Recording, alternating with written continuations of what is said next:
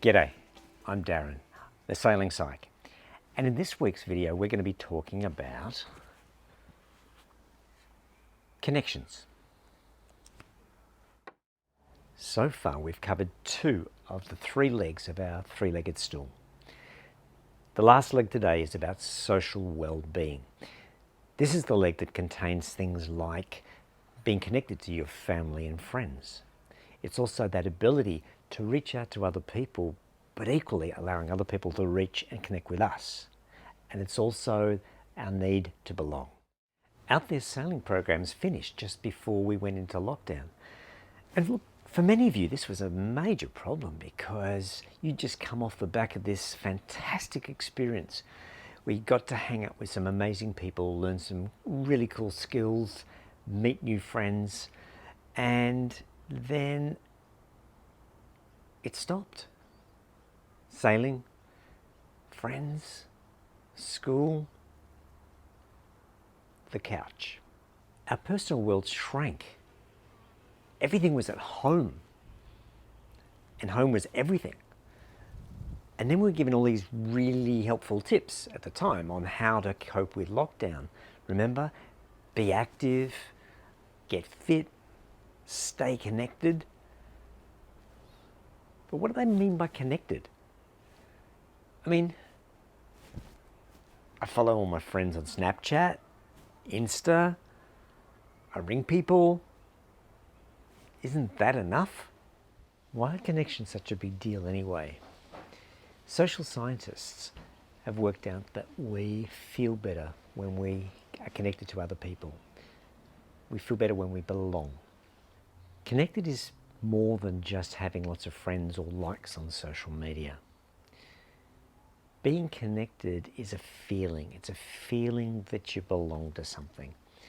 And this is why things like activities such as Out There Sailing, sports groups, your friendship groups, family, all of these things give you a sense that you belong somewhere.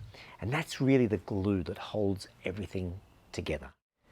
So we get the idea that connection's important, but here comes this thing called COVID, and it gets in the way. It interrupts the normal way that we connect with other people. But it's also introduced some interesting new ways that we connect. Everybody now is really familiar and comfortable with the idea of Zoom or video conferencing. We're all comfortable with online learning as part of our normal lives. We've also come to grips with things like how we just hang out with our friends through online gaming instead of hanging out in the real world. These have all been great, but they may have left us a little bit socially rusty.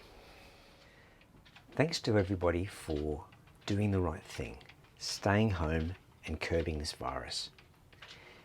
Because of that, over the next few weeks and months, things are going to ease up and we're going to be able to get out and reconnect with family and friends. Now, this is a great thing, right? It is. But for some people, it's also going to be a little bit scary. Remember, as I said, some of us are a little bit rusty with our socializing. When we first went into lockdown, people talked about something called FOMO, the fear of missing out. Well, there's kind of a reverse version of that I want to call FOGO. FOGO is the fear of going out. Because of this, patience and understanding are really, really important right now. It's important not to make assumptions, particularly with the people around you, your friends at school, your friends down at the yacht club. It's important that just because you feel okay about being out again, doesn't mean that the person sitting next to you is feeling the same way. So be a little bit sensitive to how people are managing being social again. Here are some survival tips for helping you getting back out there and connecting. Pay attention to your feelings and the feelings of the people around you. Remember, it's okay to feel a little bit nervous, and remember, you're not the only one. Practice reaching out to others and let others reach out to you. Remember, are you okay goes both ways. Take it slow and ease back in. Doing too much too soon can be a little bit overwhelming for some. Look for opportunities to jump in and reconnect.